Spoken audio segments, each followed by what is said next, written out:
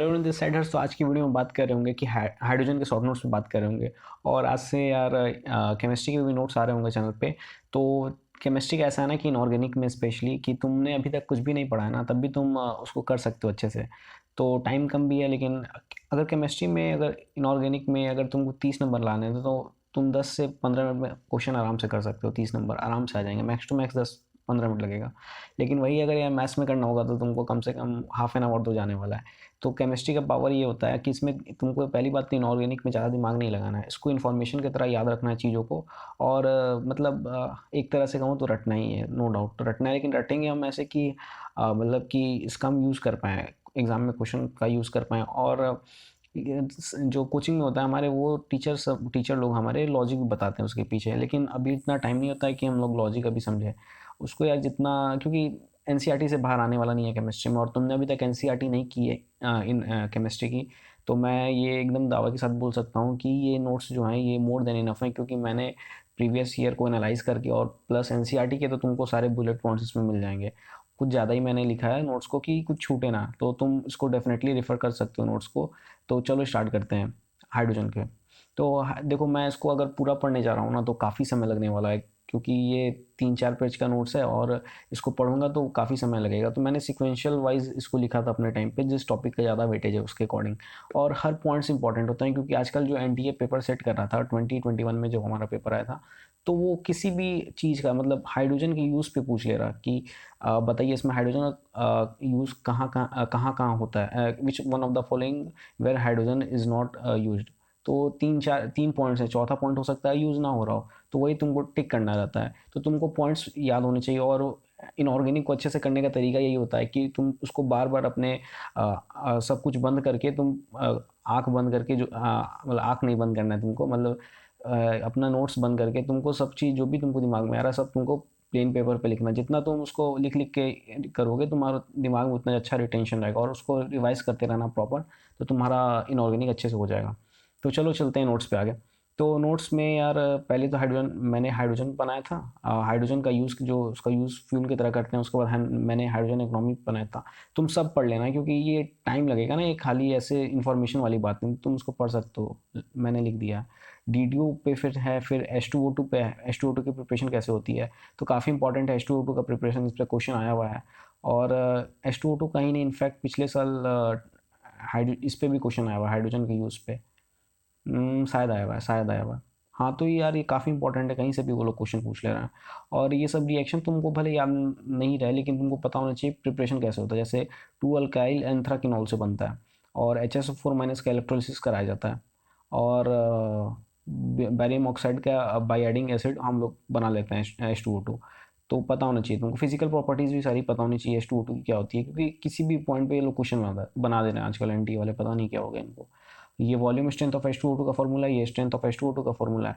वैसे स्ट्रक्चर जो होता है गैस फेज में, इस ये book like structure, sorry laptop like structure होता है। तो ये तुम देख सकते हो कि गैस फेज में ज़्यादा ओपनिंग होती है एंगल की, और सॉलिड फेज में कम होती है ओपनिंग एंगल की। और केमिकल प्रॉपर्टी की बात करें तो H2O2 तुम्हारा oxidising agent as well as reducing agent दोनों की तरह काम करेगा। याद ये रखना है कि अगर Mn+7 से Mn+2 में जाता है एसिडिक मीडियम में, और Fe+2 से Fe+3 में जाता है, चाहे एसिडिक मीडियम हो चाहे बेसिक मीडियम हो। और मैंगनीज जो होता है Mn हमारा +2 से +4 में जाता है in case of basic medium. ठीक है। स्टोरेज की बात करें तो ये काफ़ी इजीली क्या कहता है डिकम्पोज हो जाता है सनलाइट के प्रेजेंस में, इसीलिए हम लोग इसको वैक्स लाइन ग्लास में हम लोग स्टोर करते हैं H2O2 को। तो तुम पढ़ लेना यार, काफ़ी सब इंपॉर्टेंट है। मतलब यार खाली इन्फॉर्मेशन है, तुमको बस दिमाग में अपने रखना है, ठीक है। और मैं तो कहूँगा कि तुम जितना इनऑर्गेनिक को सीरियस लेके चलोगे, तुम्हारा एग्ज़ाम में फ़ायदा उतना ही होना है। क्योंकि बाद में ये नहीं होना चाहिए कि मेरे नंबर कम आ गए, मतलब इनऑर्गेनिक की वजह से, ये नहीं होना चाहिए। और इनऑर्गेनिक तुम्हारा नंबर यहाँ, तुम्हारा परसेंटाइल यहाँ से उठा के यहाँ पे ले आएगी। तो इनऑर्गेनिक को छोड़ना नहीं है। बहुत सारे लोग होते हैं इनऑर्गेनिक को नहीं पढ़ते हैं, इसीलिए उनके परसेंटाइल इतने अच्छे नहीं बन पाते हैं। हाँ, तो ये तुम फिर देख लेना इसका H2O2 का जो यूज़ है। अब बात करते हैं वाटर पे। वाटर की फिजिकल प्रॉपर्टीज़ जो होती हैं, वाटर की फिजिकल प्रॉपर्टीज़ यहाँ पे, उसका स्ट्रक्चर वाटर का ये है, आइस का यहाँ पे है। तुम यार ये सब नोट्स को तुम पढ़ोगे, तुमको लगेगा ये तो कि सारी इन्फॉर्मेशन वाली चीज़ें हैं, तुमको बस दिमाग में अपनी रखनी बातें, ठीक है। और सब सब इम्पोर्टेंट है, तुम कुछ मिस नहीं कर सकते इस समय। और केमिकल प्रॉपर्टीज़ वाटर की है कि एम्फोटेरिक इन नेचर होता है, रिडॉक्स रिएक्शन जो इन्वॉल्विंग वाटर होती है ये सब है, ये फोटोसिंथेसिस वाला प्रोसेस और ये फ्लोरीन के साथ। हाइड्रोलिसिस रिएक्शन जो होती है वाटर की कि पानी का रिएक्शन क्या होता है, P4O10 का हो गया, जैसे SiCl4 का हो गया, N3- का हो गया। और ये देखो हाइड्रेट फॉर्मेशन, वाटर जो हाइड्रेट फॉर्म कर लेता है। कोऑर्डिनेटर वाटर मतलब कि जो कोऑर्डिनेशन बॉन्ड मिल जो भी यहाँ पे H2O यहाँ पे लिगेंड की तरह यहाँ पे काम कर रहा है। यहाँ पे इंटरस्टिशियल वाटर, यहाँ पे हाइड्रोजन बॉन्डेड वाटर, यहाँ पे जो बाहर है ये हाइड्रोजन बॉन्डिंग में पार्ट लेगा और ये जो है ये कोऑर्डिनेशन बॉन्ड फॉर्म करने में काम कर रहा है।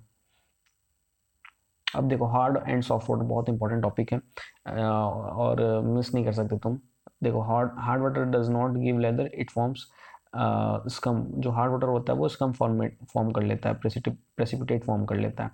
और यहाँ पे है कि Ca+2S मतलब ये तुम्हारे कैटायन है और ये तुम्हारे एनायन है। तो we will remove hardness of water for make it suitable, मतलब हाँ वही कि हम लोग हार्डनेस रिमूव करते हैं कि इसको सूटेबल बना पाएँ, उसका यूज़ कर पाएँ। और टेम्प्ररी हार्डनेस यूज़ करने के लिए हम लोग बॉइलिंग और क्लार्क्स मेथड, 2 मेथड का यूज़ करते हैं। बॉइलिंग में क्या होता है, देखो SCO3- जो है, SCO3- के साथ ये जब प्रेजेंट होता है तो उस समय टेम्प्ररी हार्डनेस प्रेजेंट है। लेकिन अगर Cl- और सल्फेट प्रेजेंट है तो उसमें परमानेंट हार्डनेस प्रेजेंट है वाटर में। और कैल्शियम मैग्नीशियम जो होता है हमारा कैटायन होता है मतलब हार्ड वाटर में। और एनायन एनायन अगर हमारा SCO3- है तो वो टेम्प्ररी हो गया और टेम्प्ररी हार्डनेस हो गया। और Cl- है तो परमानेंट हार्डनेस हो गया हमारा। तो टेम्प्ररी में हम लोग बॉइलिंग और क्लार्क देख रहे हैं, तो बॉइलिंग में इसको हीट कर लेते हैं तो ये तुम्हारा CO2 इवॉल्व हो जाता है और ये दोनों प्रेसिपिटेट फॉर्म हो जाता है। और इनको हम लोग सेपरेट आउट कर लेते हैं by the process of filtration. Clark's method में क्या करते हैं हम लोग, स्लैक लाइन का यूज़ करते हैं, मतलब CaOH होल ट्वाइस का।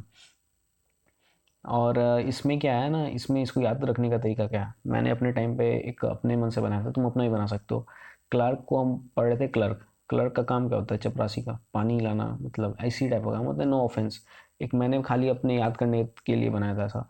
क्लर्क तो क्या करेगा, क्लर्क आएगा पानी लाएगा, तो पानी इसमें तो बनना ही बनना है। तो मैंने ऐसे याद किया था कि MgHCO3 और COH होल ट्वाइस का जब रिएक्शन होता है तो H2 निकलता है और MgOH होल ट्वाइस बनता है, तुम देख सकते हो, वैसे ही ये भी है। और परमानेंट हार्डनेस को रिमूव करने का तरीका हमारे पास 3 मेथड है। वॉशिंग सोडा है, काल्गन्स मेथड है, सॉरी 4 है। काल्गन्स मेथड है, आयन एक्सचेंज और सिंथेटिक रेजिन मेथड है।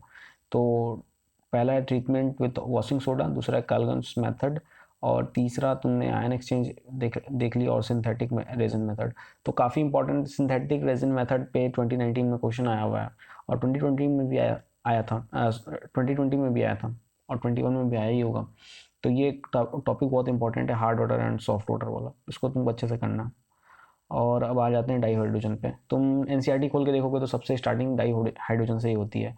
लेकिन मुझे लगा कि डाई हाइड्रोजन उतना मतलब रिसेंटली ज़्यादा क्वेश्चन ऊपर वाले टॉपिक से आ रहे हैं, तो मैंने इसलिए उसको ऊपर लिखा था पिछले साल।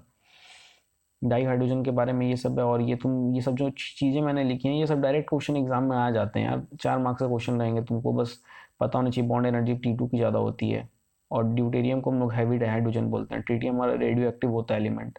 ये सब बस तुमको पता होना चाहिए, भूलना मत तुम, बस उसको नोट्स को तुम बार बार रिवाइज करोगे तो तुम्हारा ऐसे ही हो जाने। प्रिपरेशन है डाई हाइड्रोजन का कैसे कैसे बनता है, और फिर ज़्यादा मैं बोलूँगा तो लंबा जाएगा वीडियो, कोई मतलब है नहीं। तुमको हर पॉइंट अच्छे से देखना है, जैसे यहाँ पे सिन गैस जो हम लोग तुमको पढ़ोगे तुमको सिन गैस मिलेगा। और मतलब ये सब चीज़ बहुत इंपॉर्टेंट डायरेक्ट क्वेश्चन में आया हुआ है। सिर्फ वाटर गैस शिफ्ट रिएक्शन पूछ लेते हैं कि वाटर गैस शिफ्ट रिएक्शन क्या है। तो ये सब चीज़ें बहुत इंपॉर्टेंट है। केमिकल रिएक्शन है H2 की, और हाँ ये है। और फिर से केमिकल रिएक्शन ये सब, और फिर यूजेस हैं H2 के। फिर हाइड्राइड आ जाता है। हाइड्राइड 3 तरह के होते हैं, क्या कहते हैं तुम्हारे, आयनिक और कोवेलेंट, और एक और होता है तुम्हारा। तो हाइड्राइड्स में देखो 3 तरह के जो हाइड्राइड्स होते हैं, हमारा आयनिक होता है और दूसरा कोवेलेंट होता है और तीसरा मेटालिक होता है। तो आयनिक हाइड्राइड्स के बारे में ये है और मेटालिक हाइड्राइड्स के बारे में ये है। तुम पढ़ लेना ना, या क्या ये मैं क्या पढ़ूँ। और कोवेलेंट के बारे में, हाइड्राइड्स के बारे में ये है।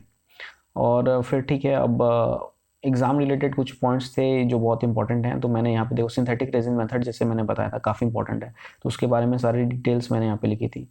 और ये फिर दूसरा चीज़ यहाँ पे है, कुछ मैंने लिखा है यहाँ पे ड्यूटेरियम सब के बारे में, और उससे कुछ फिजिकल प्रॉपर्टीज़ के बारे में, हाइड्रोजन ये सब के बारे में।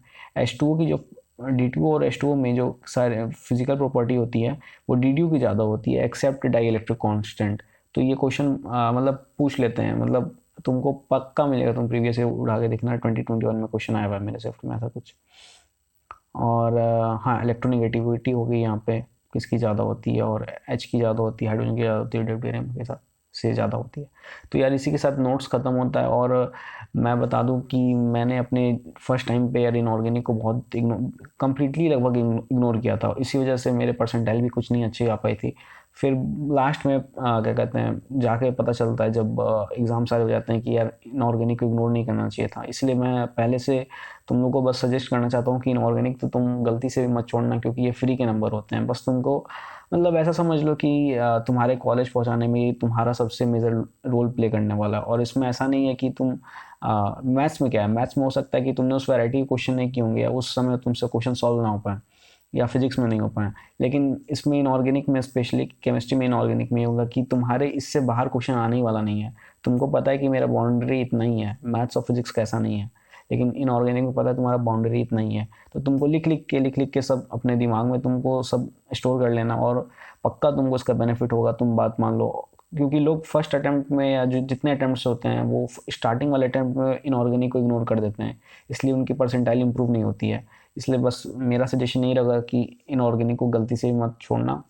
Till then take care, keep hustling यार, मचाना है और एग्ज़ाम आ रहा है, अच्छे से पढ़ते रहना। Till then bye bye.